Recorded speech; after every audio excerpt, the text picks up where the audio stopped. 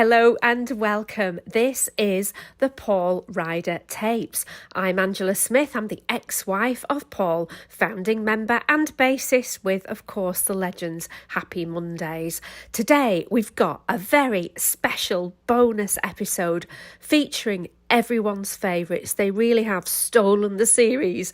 Of course, it's the rock and roll mums. That's Paul and Shaun's mum, Linda, and Monday's drummer, Gaz Whelan's mum, Sandra. They've been best friends for nearly 40 years since the early days of the band. Linda was married to the boys' dad, Derek, and Sandra was married to Ken. And they both sadly lost their husbands within the last few years. Okay, can start off by telling me about when you very first met. Well, it was when the boys first. Ken was working away, and Derek was away with the lads. And then that night they all had a fight in your house, didn't they? Oh, they were always fighting. I hit Shaun on the head with his snooker cue. You did? Yeah. Oh, They okay. were all fighting. And the minibus came to pick them all up. And they were all arguing in that spare back bedroom that used to be Gary's. And I couldn't separate them, so I just got snooker cue and hit Shaun on the head. It separated them, it worked. You asked Shaun about that. Yeah. So Ken was working away. Derek was away with the lads. And I'd met you a couple of times. At concerts and that, hadn't we? Yeah. It was before the concerts. It was before the concerts. It was a long time. Yeah, Yeah, we've been friends a long time. Well, it's over 30 years. Yeah, it is, yeah. So you said to me, we had Jacob and Amelia then. Of course. So I couldn't come to you. Yeah. They were only little. Yeah. So she said, well, I'll come to you one night. Yeah. So that's how it started. But it wasn't the same night every week. It started off on a Friday. It used to be Friday for a few years, wasn't it? She led me astray, you see. No, Ken I was didn't. away and Derek was working. Yes, she did. So we used to come down and you used to say to me, have a drink, what is it you like? Yeah. Because you'd have the drink that you liked. Yeah. And and it was like every Friday one. It was Then lovely. It helped us both. It was good, wasn't it? And we then were it working moved, then, weren't we? Yeah, we worked. And then it was Wednesday then, wasn't it? Changed Then to it got Wednesday. to the stage where Ken stopped working away and then Derek stopped being away. So she still came down and we'd be in the kitchen and then she'd say, I'll just go in there for 5 minutes with Derek. Yeah. And then it turned into a massive big debate with a big what he discussed and she discussed, and I'd go in and say, you're supposed to be here to see me, not having a confrontation with Derek. So, I know, well, he wasn't well at the time. I used to go in and sit with him and talk about football and... No, you liked arguing. I never argued with Derek. I argued with you. No, argued with Derek. You like discussing. We used to discuss things, me and Derek, Yeah, discuss things, putting the world right. Yes, of course. It was nice, that one. Yeah. How old were we then? Bloody hell. Well, what year did the lads start? You know. 89. Was it 89, 90? No, it was before 89. No, it was longer than that. It was 85. Because Gary was at school, if you remember, and the others weren't, and he was only about 15 when he joined them. Yeah. Wanted to be a footballer up to then. I don't know what went wrong, but anyhow, there we go. Yeah, because I told you before about PD wanting to be the drummer and they already had one. That's right, yeah. Hey, me and Linda could write a book about these tours, couldn't we? Oh, definitely. Oh, hey. Okay, well, tell me. No, we can't say anything now. It's all oh, do you remember Birmingham? What happens on Friday nights, stays on Friday nights. Yeah, but do you remember Birmingham? Oh, we nearly died. Literally. We decided, we were in this hotel and we could see the arena over there and we were here. And there was this great big hedge and we were going to have to walk all the way round. Yeah. So we decided we'd climb this hedge. Well, you know, we can't do anything. I mean, we're going back a long time, but we weren't very athletic then. No, but really? we were a lot more agile. Oh, yeah. So we're climbing the hedge and we got on top with our legs over each side when we realised if we'd have dropped, we'd have been right inside a dam. It Yeah. was a Oh, massive, stupid. big lake. We were stupid, being clever, taking a shortcut. Shortcut, yeah. So Yeah, we had to stupid. get our leg over quick and get back down. Oh, you did, definitely. Yeah. And get back down and walk round. But by the time we'd got to the arena, we were covered in mud, Oh, weren't you should have we? seen the state of us. Oh, And we'd gone dead poor. We thought we were posh. We couldn't be posh. We tried, but we did try. But oh, you should have seen the state of us, yeah. so we were there, and then Oh. we were watching the gig at the arena, and then all of a sudden I said to you, "Oh, it's raining in," Yeah. and it wasn't raining in. It was something very nasty. What? Well, we were down below, and it's somebody up above. Couldn't be bothered going to the Couldn't toilet. go to the toilet. Oh, we had to get out of the way quick, didn't we? Yeah. And you know Kingo, don't you? Yeah. The hairdresser. At Manchester Arena, he was at the back of me, and he was that exact. He threw his pint, and who did it end up on? Wouldn't end up on me. I was drenched. Good job, it was only Kingo. Do you remember at G-Mex, though, when we were on the stage and it started moving? Oh yeah. That was frightening. Do you remember the very first gig that you went to? What was the first one you went to? I think of the G-Mex, I think. Yeah, well, I told you I was Yeah. sneaked in. Yeah, I think it was To, the G-Mex. Was it the Free Trade Hall?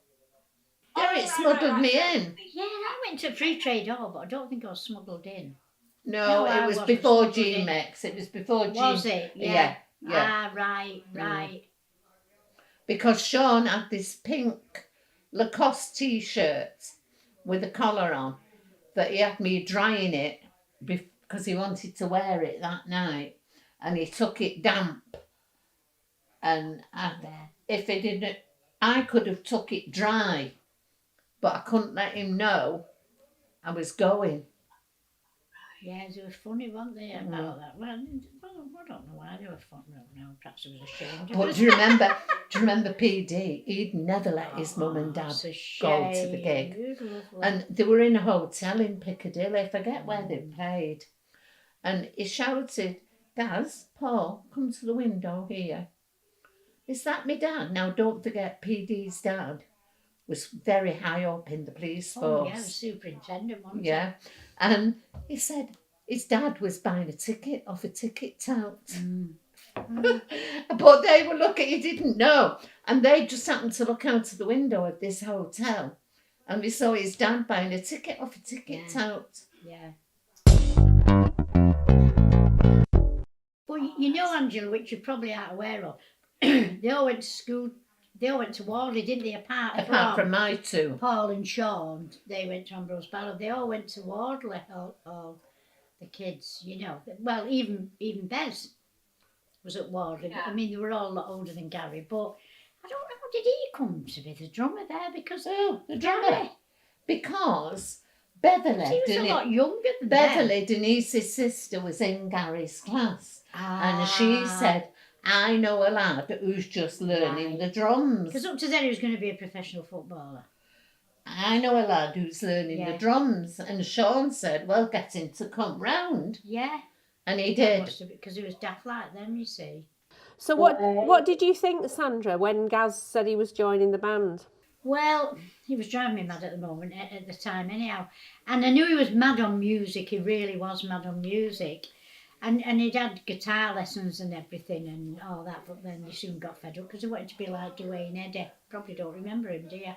You do, don't you? Peter Gunn. Yeah. And so he was bored, so he gave it up. So then he wanted drums. My mum and dad bought him drums one Christmas when he was about 12, 13. And he had a few drum lessons and I don't know anything about drums or anything, but he sounded good, you know. And he said, "Well, really, I want to be in a band." But he was exceptionally good at football, and it looked as if things were going to happen for him. And all of a sudden he said, "I know some lads that have formed this band and they come to see me." Were they at All Saints doing the rehearsal? The school on the main road here, they pulled it down now. But they went in All because that was Saints Gary's old school. rehearsing. And all the other lads there. school, and he went, and they said, yeah, well, I thought, oh, God. But, I mean, he was never going to go on to college or anything because he hated school, and he hated the system. Still does, doesn't he? He should have been a politician. Yeah. Really, Gary. And I'm quite serious about that. Yeah, but then there might not have been any Mondays. No. But there'd have been no Mondays. So the best thing, I'm just going to say that, the best thing he ever did, and it kept him on the straight and narrow. I'm not saying that he would have ended up. Well, we don't know. We don't know with any of the lads how they'd have ended up. I think it was a godsend, the Mondays, don't you? Yeah. And Derek was so wonderful with them. And I think it was a good thing, a very, very good thing. And, you know, the first time I heard them, I thought they were really good. And they went to community centre, Yeah. didn't they, and did some there. Yes, I yeah. thought they were good, because me and Ken were really into music. So I was quite surprised. I thought, oh, well, yeah. Yeah, our friend run a youth club at the community centre, and they got them the first gig Yeah. at Wardley. Yes, they Wardley did. Community Centre. But if we'd have gone to Cornwall, there'd have been no Mondays. We had house and everything. Yeah. Derek had a transfer and a job. A lot was in to do Cornwall. with Derek, you know. It was Derek, wasn't it, Linda, really? Yeah. Yeah. I mean, it was great when they met Tony Wilson, obviously, we know that. But Derek was, wasn't he? Really good, yeah. Do you remember when the boys were on Top of the Pops? Oh, we're all in front of the telly, glued to it. Yeah. Where were you, Sandra? I was at home watching, well, we were all watching it, but I remember my mum and dad came round as well, and we were all dead thrilled, you know. And my mum was over the moon because she always wanted to be in show business. She used to sing in the pubs, you know, and she always wanted to be in show business anyhow. But it was just, it was so thrilling. And I thought, well, you know, really. And they have worked hard. I mean, I know they've been daft, but they worked hard. They never wanted to be famous. No, They just wanted to be Yeah. an indie band. Yeah. They never wanted Yeah. to be famous. Yeah. They just wanted to do it for enjoyment and Yeah. be an indie band. Yeah. And then they did get famous. How does it feel being the mothers of these successful musicians? I've always played it down. Well, I do, and I never say who do you? I never. And people, when they know the name Yeah. Ryder, they Yeah. always say, oh, Yeah. are you any relation? And then I'll say, Yeah. well, yeah. Well, what relation? I'll say, well, I'm the mother. Yeah, I've never sort of pushed it or anything. People know, obviously, but I don't. Yeah. No. Do you feel like Do you feel like they might have attracted friends who they might otherwise not have had because they were in a band and they were famous? Do you think people exploited Well, that? But not your lot. Gary hasn't, because his friends are from when he was a little boy, and They all went followed to them, school and together. didn't they? The Wardley gang, Yeah, they called yeah, them at the yeah. at the gigs. Yeah, like Kingo All from and all round that, here. you know. I mean, Kingo, I adore him. You know, he's the barber from Swindon. And they're all from Especially, school, I think, aren't they? and I mean, a lot of Paul's friends as well. But especially, Paul's friends are genuine. I mean, especially with Shaun, I think a lot of them. Oh yeah, I mean the backstage in those early gigs. Well, was I think, legendary. you see, I think that is terrible. When we used to go backstage, you know, because like when Gary's sister and brother, and Yeah. you know, obviously, you used to come backstage and that, and we went backstage, and the people there and used to think, what are you doing here? What the hell? Which has nothing to do with me.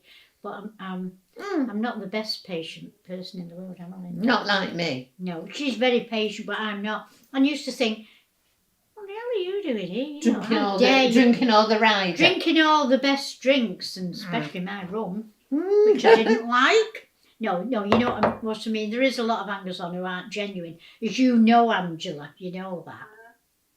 Yeah. And I just say, Angela, you're Paul. I mean, we loved him to bits, me and Ken. We really, really loved him, like another son, obviously. And he was so lovely. I mean, he was Gary's best friend.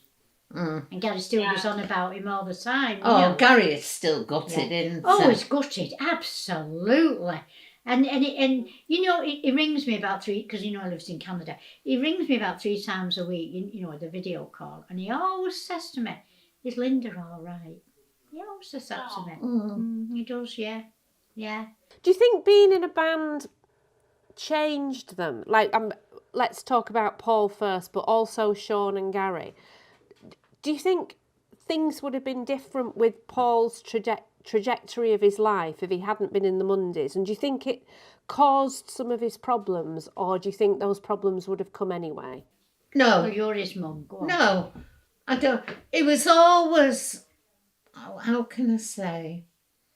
He was never confident. He was always, Veronica used to say, as a young child, the trouble with your Paul, he just does enough to keep his head. He was a very clever lad, but she said he just does enough to keep his head above the water. Is the most frustrating child I've ever taught. That's what she used to say. Because it all boils down, he has no confidence in himself. He always lacked confidence. But then when it came to the band, he was completely dedicated, wasn't he? How he could get up on stage. Man, he did suffer terrible from nerves. Terrible from nerves. You know, I don't think he was appreciated though, Linda, how good he was. No.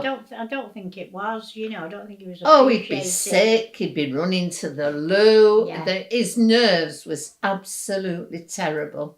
Do you think being in the band caused problems for him? He always felt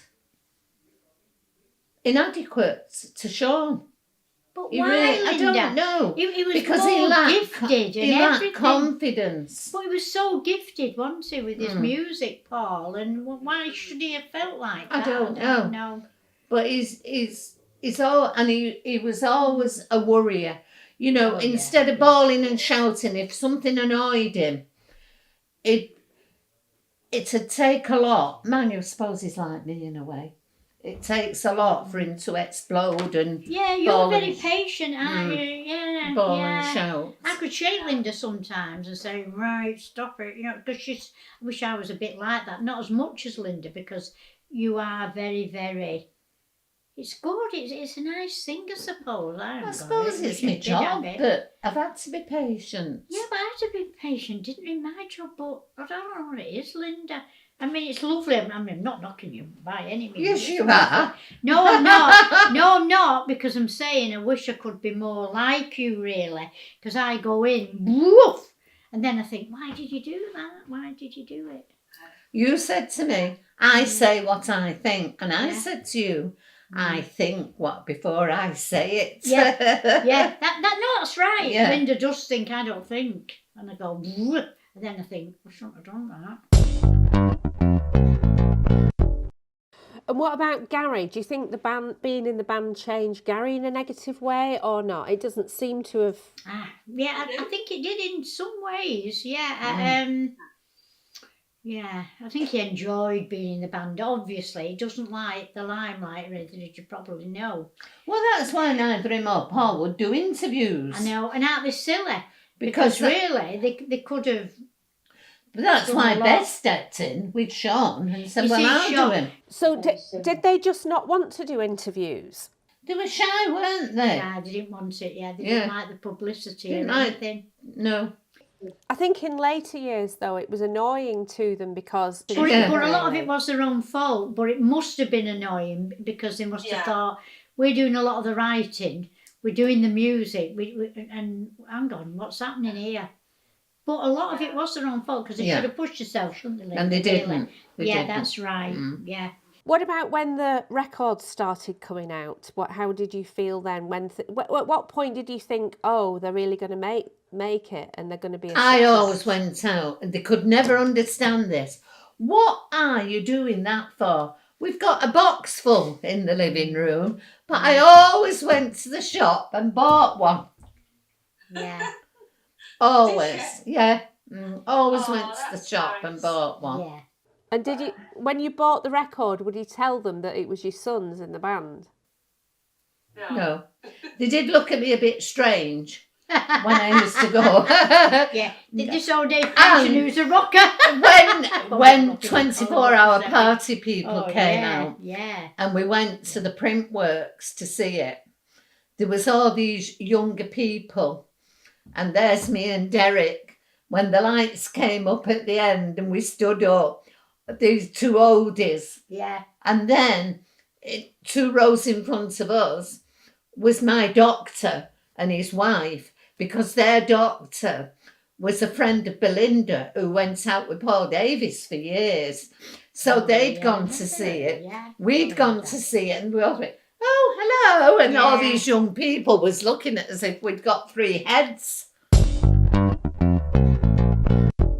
There's been a lot of lies written in the press about the Mondays generally. Is there anything in particular that really annoyed you that you want to put right? My attitude and the way I got through it was people who know me, people who know the family, know it's a load of rubbish. Yeah. You know, because they always got a shock, people, when they met me and didn't, oh, are you their mother? You know, it was a real shock. Oh, I can't, you know, they were in awe and couldn't believe that I was the mother.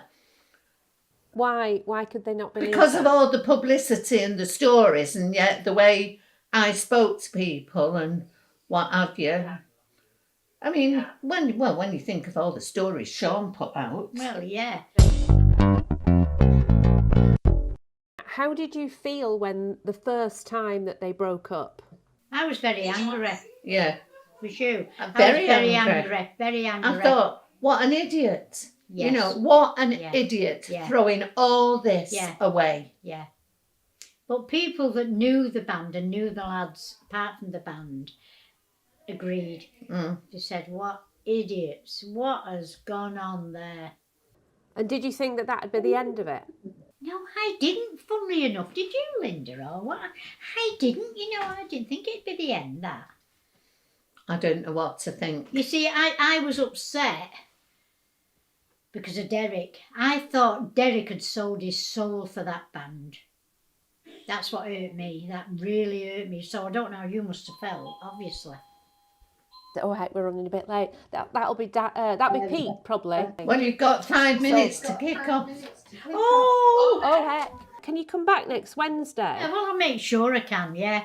Make sure, because Well, Wednesday night used to always be our night, yeah, didn't that's it? funny, that, yeah. Well, while you're the nearest, can you just oh no, you can't, can you? I was going to ask you just to close the blind for Can me, I but close them? I got it. no, they're there. I was going to say, will you close the blind there? Did you hear that? You're the nearest to the blind. There's no hope whatsoever. I've tried, but there's no hope with her. She thinks that you're nearest to the blind. You see, this is why I have to put up with Angela. That's why I drink. Don't make me the excuse, Sam. So I'll see you next Wednesday then, Sandra. Okay, Angela, yeah. Brilliant. Thank you. So Linda asking me to close the blinds was funny because I was actually on the end of an iPad rather than sitting opposite her in the room, but she becomes so engrossed in the interview I think she'd forgotten. Bless her, she's brilliant. I love her so much.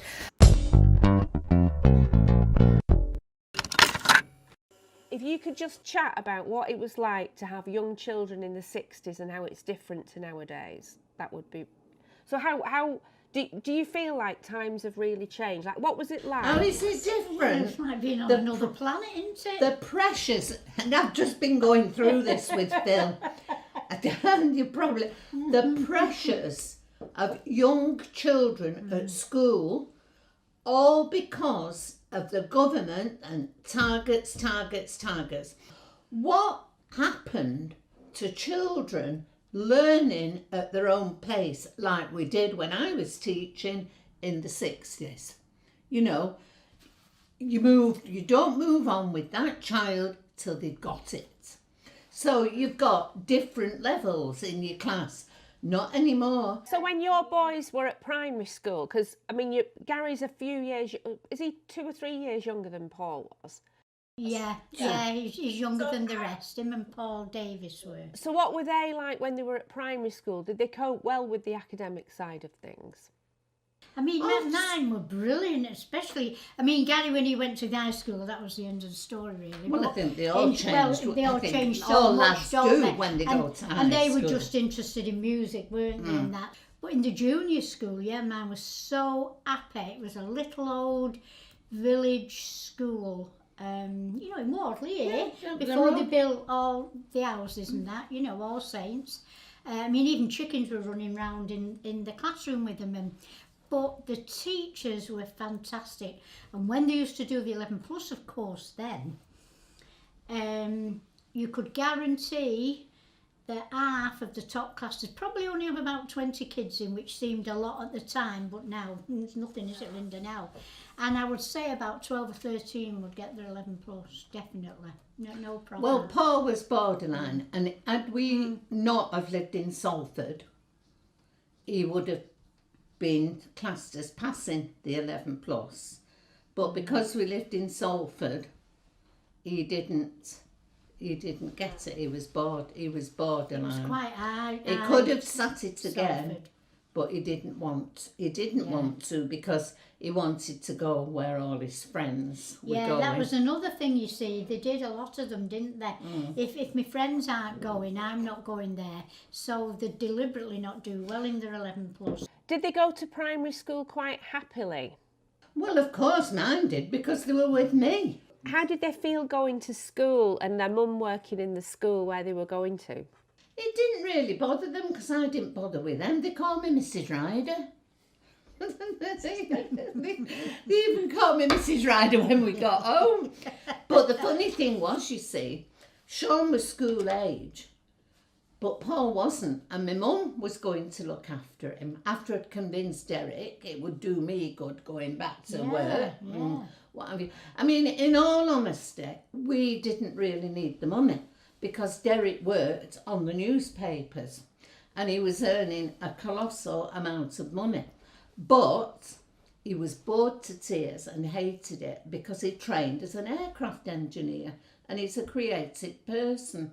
That's why I stayed at home to look after the children.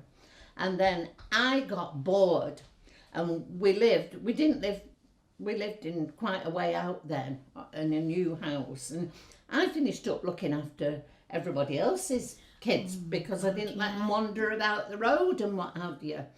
And that was when I decided, yes, I might as well go back because and although I was with children, I was with adults as well. So my mum was looking after Paul for me, and then and Shaun was just starting school in the September, and he'd not been started long when my mum got ill and couldn't have them. And I had to tell the head teacher I was really sorry, but I would have to give me notice in. And she said, well, thank goodness, I thought he was going to tell me he was pregnant. She said, no, because it was still the time where there was a shortage of teachers because of them extending the teacher training year. So she said, you're just going to have to bring Paul with you, and but we won't put him on the register. So the pair of them was holding hands at the door when it got to dinner time. And I said, are you going to go out and play now with the children? No, we're coming with you. I said, no, you can't come with me. I've got to go where the grown-ups go. Well, we'll wait here for you. And Veronica said, I'll never forget, they stood in a tile outside the classroom door holding hands. And by the time I got back, they were still stood there holding hands. Oh, that's sweet. What was it like in the 70s when you had teenagers? When they were growing up, Gary, oh God, yeah, he was really a worry. You see, he had this thing in his mind that was going to be a footballer. He had that accident, he couldn't be it. But then his next thing was music, of course, and he was younger than the other lads. So he got in with them, didn't he? And he was still going to Wardley High, wasn't he? Gary was still at school. So he forgot about school, and he'd always been very bright, you know, but he didn't want to learn anything at school because he wanted to be like a mad musician, you know. So he lost a lot of his school. I don't think he got one O level, but in the end we give up because he was happy and he was happy with the band. And yeah, he was a worry because sometimes he wouldn't come home, and we didn't have mobile phones or anything then, did they? No, So I mean, he I wouldn't used to ring, would lie in bed awake, waiting for him to come in. Oh yeah. Until yeah. I heard the door, Yeah, and then yeah, fall yeah. asleep. yeah. It was a Yeah. worry. But Yeah. believe you me, Oh, I God. thought we had it bad. But I'm glad it was then and not now. I am. It's terrible now. It's terrifying.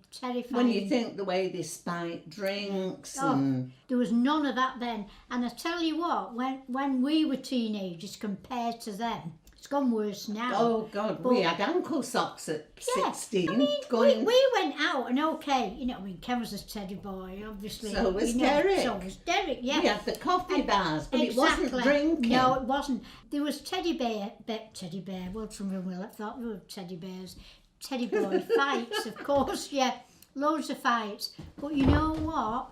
It Fists. was one against one, and it was fists. It wasn't knives or anything. And usually there was a reason why them two were fighting, usually over a girl. Over a girl. Yeah, and they'd have a fight. It wouldn't be that you were walking down the road and these lads thought, And a gang had set on you. don't like the look of him, or we could pinch his money. And they go and they batter him, well, knife him now, don't they even? None of that. There was none of that. I think the 60s was the best time ever to grow up, don't you? Definitely. And have our, 50s Oh. and 50s as well, obviously. I mean, with the fashion, the clothes, Everything, it young was lads wonderful. didn't dress like the dads. Oh, I used to go out at night, and I met Ken when I was like 15 or still at school, well, just before I finished school, anyhow.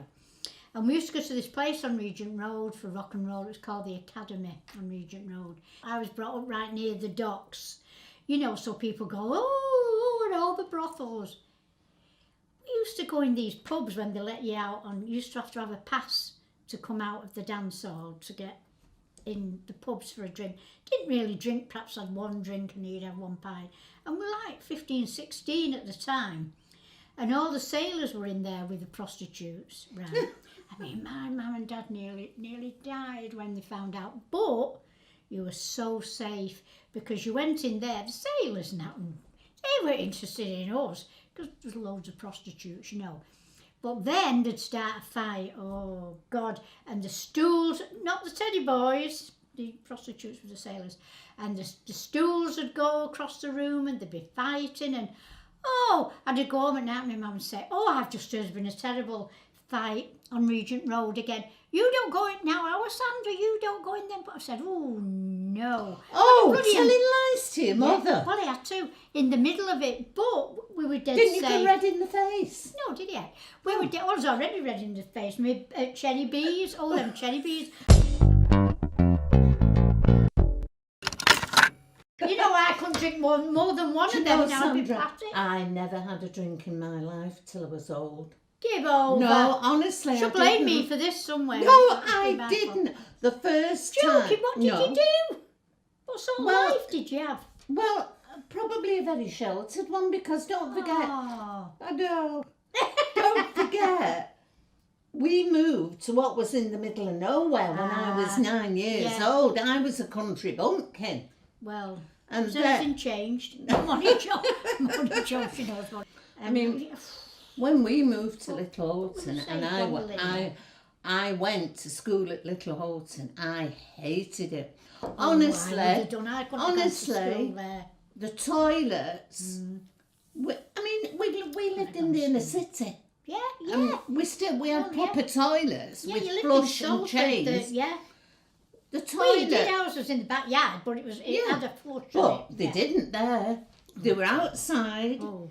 And there was a big trough with a big wooden seat all the way along and a hole in the middle. Terrible. And at the end one Hated it. had a chain. And twice a day, Mr. Connolly, the caretaker, had flushed the chain, then a cart had come round and he'd shovel everything out Terrible. in the cart. Now that's how Horrible. backward Horrible we were. They were still wearing clogs and shawls. Terrible. But my mother made me stick it out. So as I got to going out, the only place I could go to was Church Youth Club. You see, you could have come on the bus with me at 7 o'clock in the morning. I'd have been led astray a lot sooner then, wouldn't I? You'd have learned on that bus. But so the only place I could go, I mean, I've led a really sheltered life. I know, and you're not sheltered now, are you? You Well, I can't live it bet now. you. I educated her.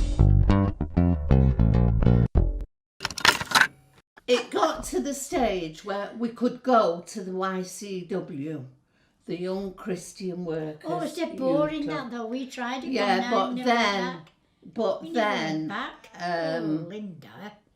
a couple of times, I was a bit of a naughty girl. No. Yeah. Come on, tell us. I got on, but by the time I got there, and when everything was getting going, it was time for me to come home so I could be in. And a couple of times I did go with one of my friends who was a bit way out. Normal. I did go to the Bodega Club. Oh, yeah, I remember. Do you remember Boots was on the corner? Yeah. Just as you go in Indian's yeah, I Gate do, yeah. and round the side. Lonnie Yeah. Donegan and Chris Yeah. Barber was in Yeah. the band Oh, playing. yeah. It was like a jazz club. Yeah. But then I stopped going because I got into more Elvis Yeah, and the rock and roll and what have you. Yeah. Were you strict with Paul and Shaun about what time they had to come home? They didn't really go out that much in school days. It was after they'd left school. And just to set the record straight, contrary to what you may have heard in some interviews, Shaun was 15 when he left school and about to be 16, and Paul was 16. And of course I knew they were going to the Hacienda and what have you. Oh, yeah. And so long as I knew where they were, and Shaun was terrible. He used to drive, every 2 minutes he'd be on the phone giving me a running commentary. And I always had this phobia about if they were a minute late, I'd go into panic mode. Paul was terrible. As he got to be older, and he'd not let me know he wasn't coming home. And we had terrible words with him, and Derek did. And I used to say, do you realise what you put us through when you don't come home? You could be in a building, in a fire, because of that top story club in Bolton. Do you remember that got burned down and they were jumping out of windows and they all got killed because the water wasn't deep enough? And I used to say to them, you could be dead in a fire and we'd never know what happened to you. And it took us ages to get across. Even so, more Shaun than Paul. He was. Once the Manchester, that was it, once It was, yeah. know, it was- Then you'd lie awake in bed listening for the yeah. door coming. Yes. And then next morning, Yeah. they wouldn't. It was hard to get them up. Yeah. It was a nightmare. But it was nicer living then. It was Oh, nicer. it was. It was much safer than it is now. It was safer. It's evil now, isn't it? I wouldn't go out now, would you? I mean, No.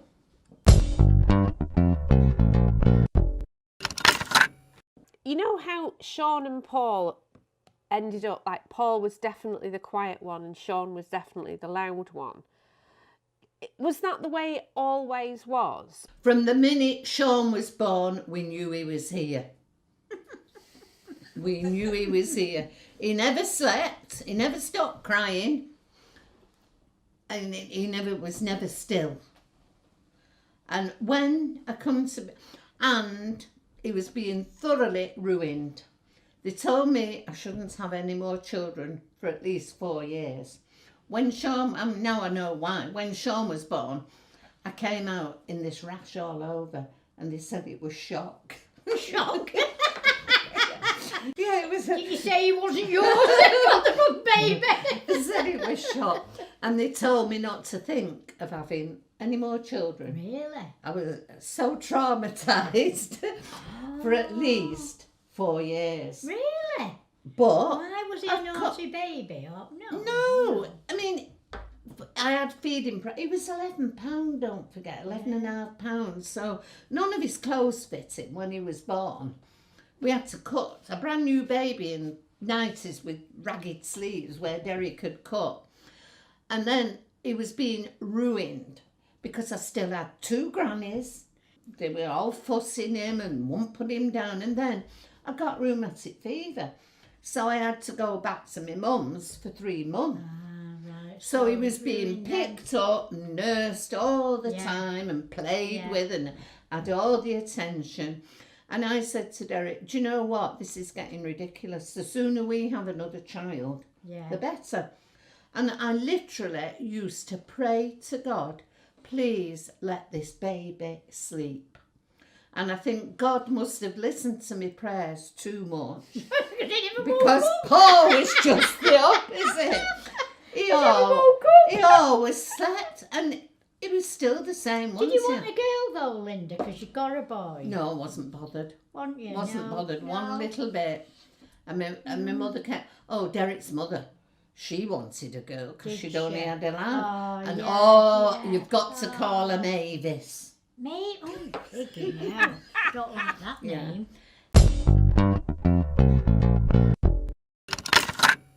But Derek's mother worked at Truly Fair, where they made all these children's clothes for Lewis's and Kendall's and abroad. Yeah. And she used to buy them the most beautiful things. But the winter she bought them tights. The little leggies warm under the pants. Well, that's a bit of a problem, isn't it? Well, Paul looked like a girl. He really did. Nobody knew he was a boy. Yeah, I can see that Paul. Nobody knew he was a boy. He looked like a girl. Well, the clothes she bought Shaun was all right. But she used to buy these little winter suits for Paul with little swans down fur around him. She wanted a girl, didn't she? All the clothes she bought him was all girly clothes. Yeah. And I couldn't put them in him unless she was coming. And of course, all girls. Well, I wouldn't have minded one boy, but would you like no, I like little boys. My granny used to say to me, Linda, you've got 2 beautiful little boys. She said, but take some advice from me. I've had 5 lads. She said, and a son is only a son True that. Very till true. he gets a wife. And then it depends exactly on the wife. And I can honestly say, thank God my Bill got your mother. Yeah.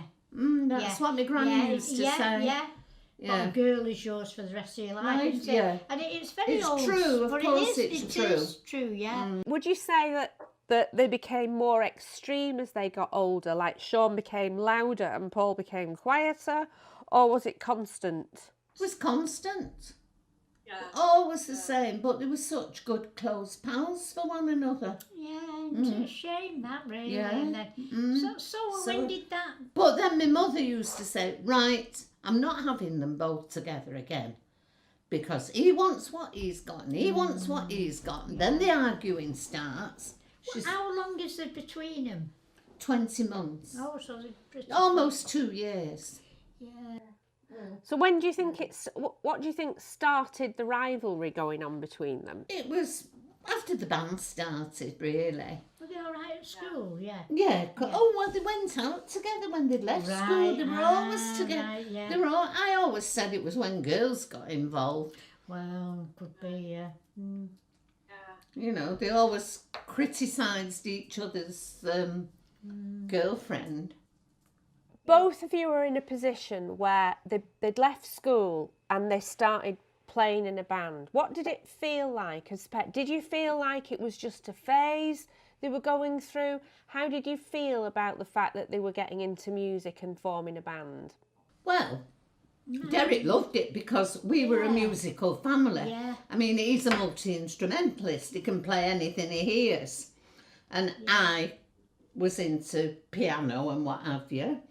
So we were oh gosh, Paul, I told you about the time Paul decided he wanted to play the bass.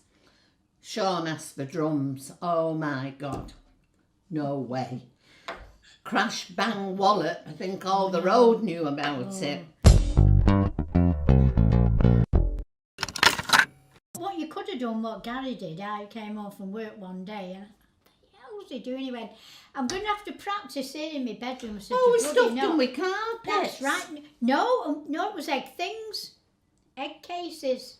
You know what you have your eggs in? All round everywhere. What the bloody hell have you done? Well, soundproofing his room. Well, he said it was soundproofing. Oh, I think I kicked him down Did the it stairs. work? I think it did to a certain extent because he had them up quite a while before they came down. Yeah, so perhaps it did work. No, I don't know. I was just glad then that Shaun got fed up and decided he thinks he'll be a singer. I mean, really, Paul wanted to be a motor mechanic.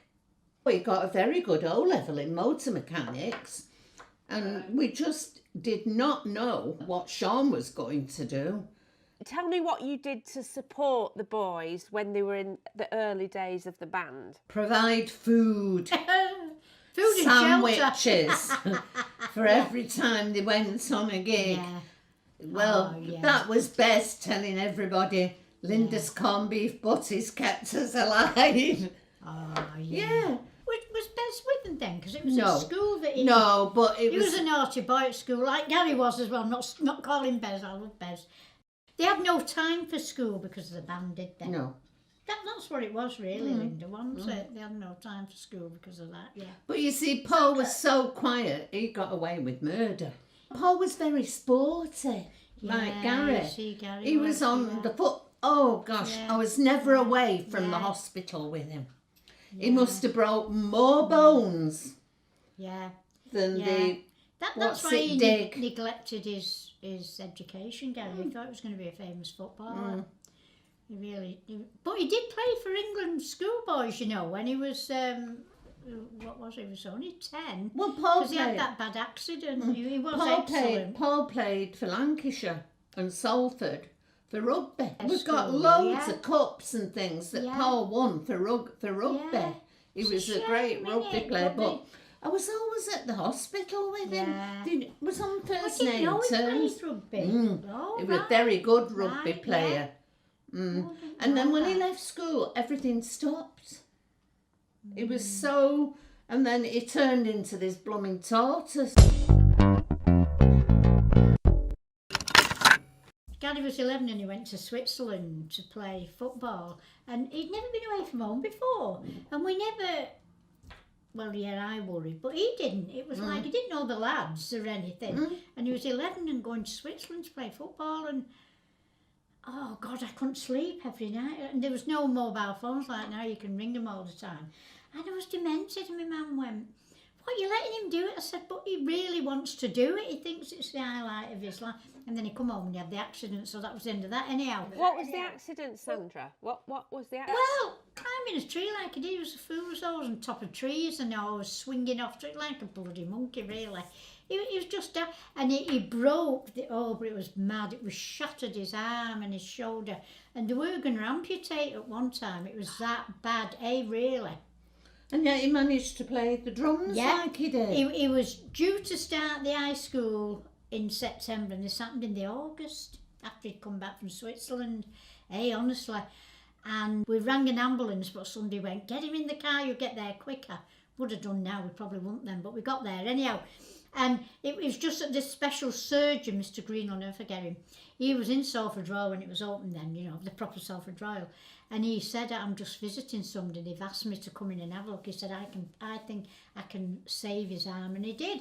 But he was in hospital about a fortnight, and his best friend was, you're not going to believe this bloke in this bed facing him that was in traction with it, and he had a bloody police warden with him, and he had his hands on in handcuffs. Now he couldn't have gone anywhere anyhow because his legs were in traction. You know what I mean? And he was his best friend. He is nice. I said, "Nice? He's from bloody Strange Ways, wants to do." "Oh, he is nice though, Mum." But he couldn't have escaped, but they had him in handcuffs. After he came out of hospital, he was going for physio and different things for quite a few weeks. And we came out of Salford Royal and we were at the bus stop waiting for a bus to go back to Wardley. And there was this woman in the queue. And she said, "Oh, have you been to the hospital?" I said, "Oh, yeah." She said, "Oh, it looks as if he's had a bad day." So I was telling her all about it anyhow. And she said to me, He'll be all right, him, you know, she said. I said, well, he wants to be a footballer. I said, but I don't know now, you know, he's lost a lot of confidence. And she went, he won't be a footballer. I thought, fancy telling me that, and him, well, he's stuck there. And he was only 11, as I say. And she said to me, Liverpool's going to be very involved in what he's going to do. She said, but I'm going to tell you what, now he's going to be in a band and they're going to be very popular. I said, him in a band? I said, he couldn't move his arm. She went, I'm telling you. And I always remember that. That was a woman at a bus stop. And I've never forgot that. And now there's Gary. Wow. Isn't that weird? And then he started drumming lessons, and what happened? The band had started to form. So that's when they said, we'll go and see him. Yeah. And he went to that practice, didn't he? He was only about 13, in the 14. school at All Saints. Yeah. And they liked him and he liked them, and that was it. How did you feel as mothers when the band started to take off and become successful? Well, I remember when they were on the MEN. This always sticks in my mind, really. And we were going to the concert, and we were going to stay backstage upstairs, weren't we, anyhow? And I mean, it must have been a bit thick. I've never had myself down as thick in that way. But anyhow, we were going, and we were on Chapel Street, and the traffic jam. Oh, I did. What's going on here? The traffic jam, it was terrible. And we couldn't move, and we were stuck in this traffic jam. These were out on horses. The crowds were that bad. Said, you know, there's somebody really famous on the MEN. What are we doing? That's exactly. And Ken said to me, are you potty or what? I went, why? And he went, well, that's where the lads are. I went, never. And that's when it dawned on me then that, it made it. Yeah, and I was absolutely gobsmacked. And I was on my own, and I was told to go to such a door and knock on the door. And all these people started following me to this door. And I was swamped by a crowd, and it was quite frightening, really. Yeah. And I knocked on this... Was you on your own? Did you? Yeah, because Derek was already there. Yeah, of course he was. But why didn't you come with us then? I don't know. No? And I'd knocked on this door, and all these crowds were surrounding me, and somebody said, that's his mother. That's the mother. And I was quite frightened, actually. Yeah. And the man on the other side of the door said, oh, you'll have to wait there while I check up on you, love. And he went to get somebody else, and somebody else came, and they opened the door and literally grabbed me in. Yeah. Yeah. And I thought, that's something out of another world. What did you think of the first album? Do you remember when Squirrel and G-Man came? What did you think of those songs? Different. Wonderful. Yeah, I liked them, yeah. Because I knew they never really wanted to be poppy. They never wanted to be pop stars. And I knew they didn't do pop songs. It was just a sheer fluke that they got into the main chart. I mean, I used to watch the indie charts, watch it go up and up and up to the number one on the indie charts, but nothing in the ordinary charts. And then I realised then everything had changed when they actually got into the normal charts, pop charts, pop charts, Right. What did you think about when the press started writing about them? Oh, it really upset me at first. And it was only through Derek saying, look, you're just going to have to live with this now. Yeah. Because any publicity is good publicity. So what upset you? What was written that upset you? The things that they were saying about drugs, there were drugs, and this, that and the other. Here's some shots of Derek when he was in his comedy duo with his friend Barry. I just want to interject there that I actually heard in a very recent interview, it intimated that Derek himself had a drug problem, which is absolute rubbish. Derek never had a drug problem whatsoever, and in fact he was extremely supportive of Paul. when Paul had his drug problems. I just want to set the record straight there. And anyone who's a regular listener to this series will know that Derek was absolutely crucial to the development of the band. And without Derek, there definitely wouldn't be a Happy Mondays. Paul's been very upfront about his own struggles with drugs, but really this came about much later in the trajectory of the Mondays, and it wasn't really a big problem until around the time of Yes Please. Whatever they wrote in the press, that much. Yeah. There was that much Yeah. truth in it. Yeah, it was a terrible one, but we knew it was a load of crap, didn't we? And I think people that knew them knew it was a load of nonsense. Do you think that the band and the management and the record label perpetuated that deliberately? Do you think it was like orchestrated to do that? You know, I've often thought that. I've often thought Yeah, that. yeah. That they used to go on at them. You've got to have an image. What's your image? What's your... And I think powers that be made that the image. Yeah, yeah. But also, what really annoyed me, the way they always blamed them for factory going under. Oh, And no, that no, was no, not that was a the lie. case at That all. was complete lies altogether. That was complete lies. That I was mean, not factory the case. relied on them. Paul says that a couple of times. He said that when Factory went bust, they actually owed the band £800,000. That's Yeah. right, Yes. they did. Yes, they did. Yeah. And Derek said the same. You know, Oh, they've Derek got would to, know, everybody in everything they do has got to blame somebody. Yeah, yeah. And they blame the Mondays. And anybody who knows, it's not true. How did you feel as mothers when they were on Top of the Pops? Oh, Oh, it was marvellous, that, wasn't it? wonderful. I think we yeah. had all the relations. Yeah, it was great, Yeah. wasn't it? It was, yeah. Oh, they've made it now. They've Yeah. got on Top of the Pops. Gonna be millionaires. Oh, I wish. Yeah, I wish. And it was every time a record came out and we listened to the midweek charts to see how far it had got. Then at midweek it had been number one. And then when they all go out at weekend buying the records, it had gone right down again. Yeah. And you think, oh. Yeah. When they had Step on that, I always remember that concert. Was that the MEN? I can't remember now, really. And Derek was stoned out of his head once. Do you remember? Do you remember? No, he'd been drinking. Well, I mean Yeah. drinking.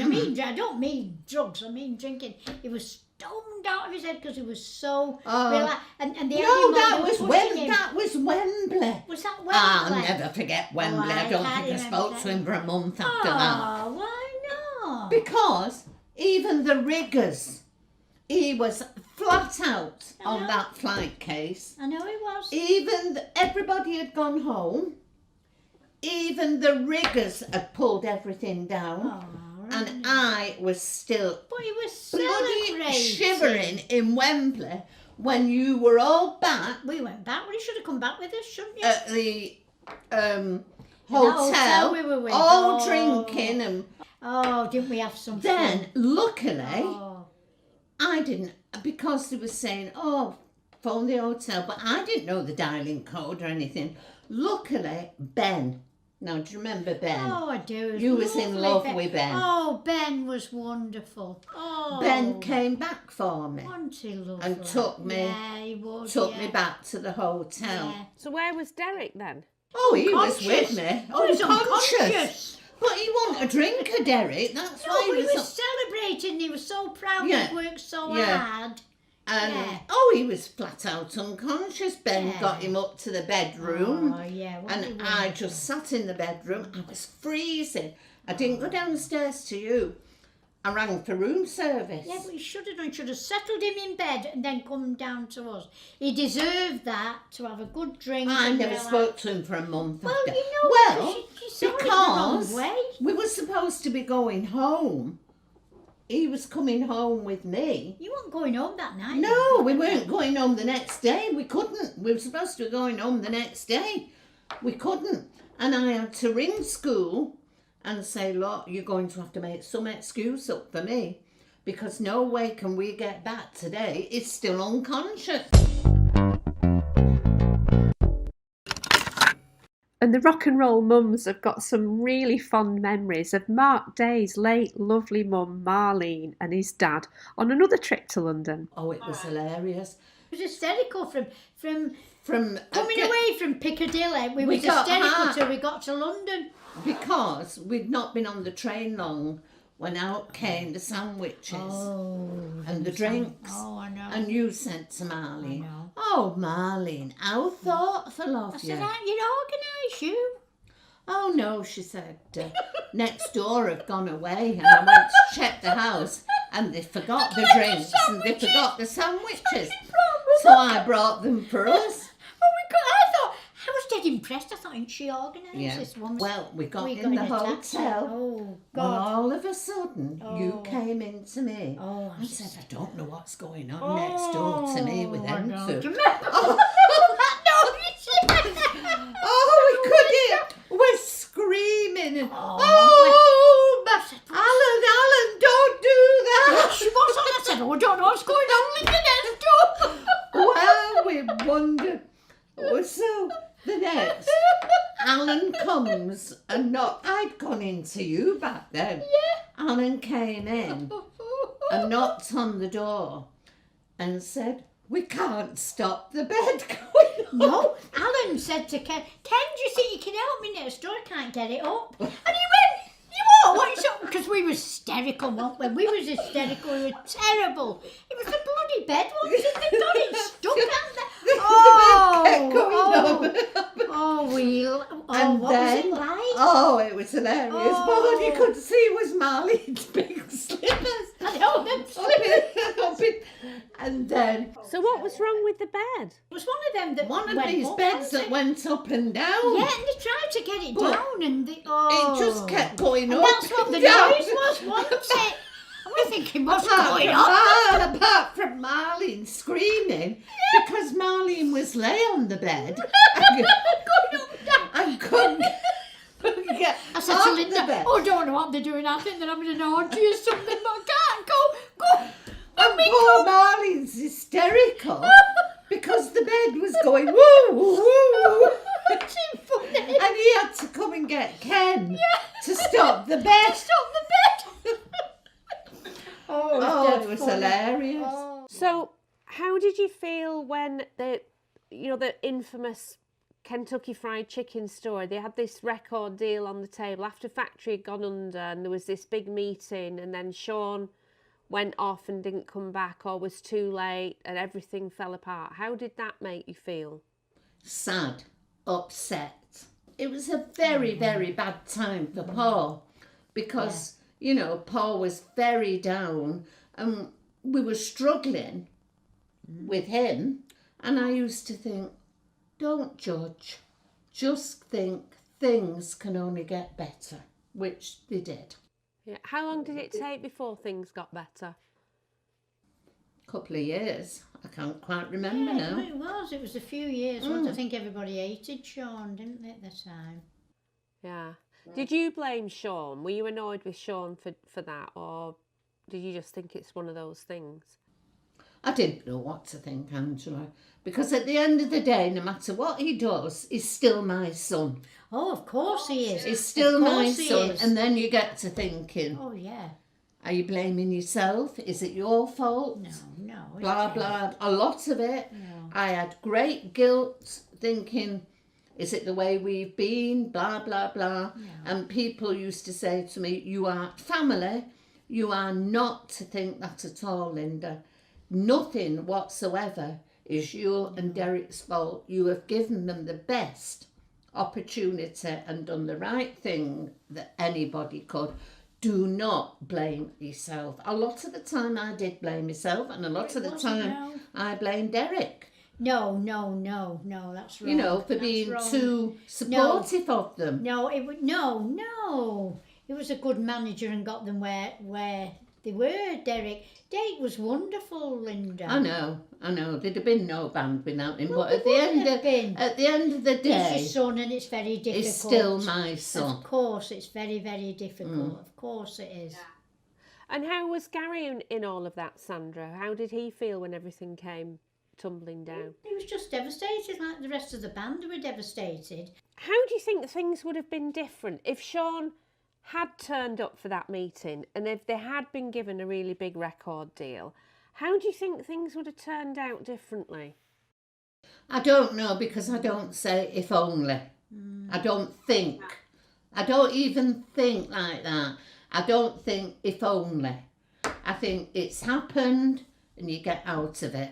Maybe it would have died a death really quickly and they would have been dropped and maybe they would have never reformed. Nobody would have thought 30 odd years later they'd have even been heard of. Yeah, exactly. 3 years later. Yeah. But it did affect Paul a lot, didn't it? It did affect it Paul a really lot. affected Paul, it did. And it affected Paul more than anything, because the stories that Shaun gave out and said, he was worried about me.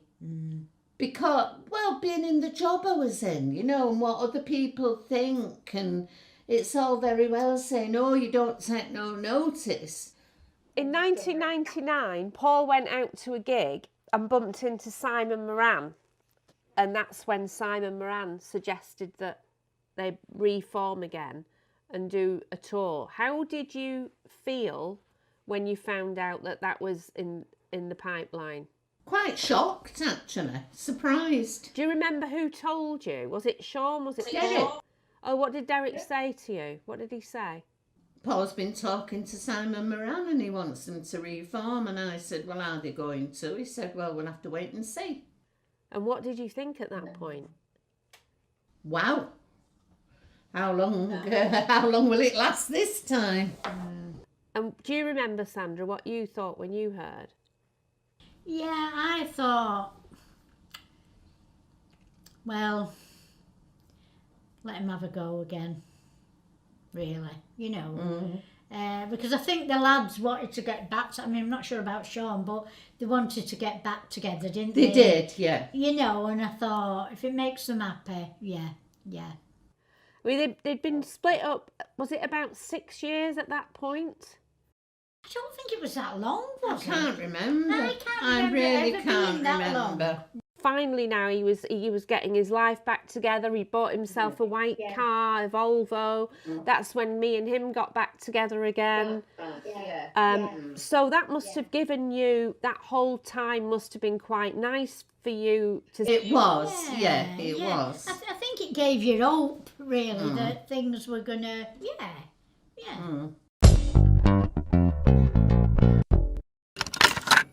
We're leaving it there for this week, but there is so much more to come from the Rock and Roll Mums, and I'm trying to persuade them to do a live stream as well. We'll keep you posted on that one, and hopefully they'll be able to join us and you'll be able to ask them your questions directly. Thank you so much for being here. We love you all so much. Thank you to our Sunday Club members. You know who you are, and if you've not yet joined the Sunday Club live on YouTube at 8 p.m. Sunday nights UK time, do join us. There's some really lively chat goes on. Go to the website at paulryder.tv where you'll find links to everything: shop, socials, Patreon, everything. We're playing out with this amazing track which Paul did with his LA collaborator Matt Cheadle. It's called Scandalise. Stay tuned because we might have some new lyrics being put on this song soon. Alright. Big love and thanks to Linda and Sandra, the Rock and Roll Mums, for being so absolutely amazing 100% of the time. And big love and thanks, of course, to the man himself, the late, great Paul Anthony Ryder. Lots of love. See you next week. Bye.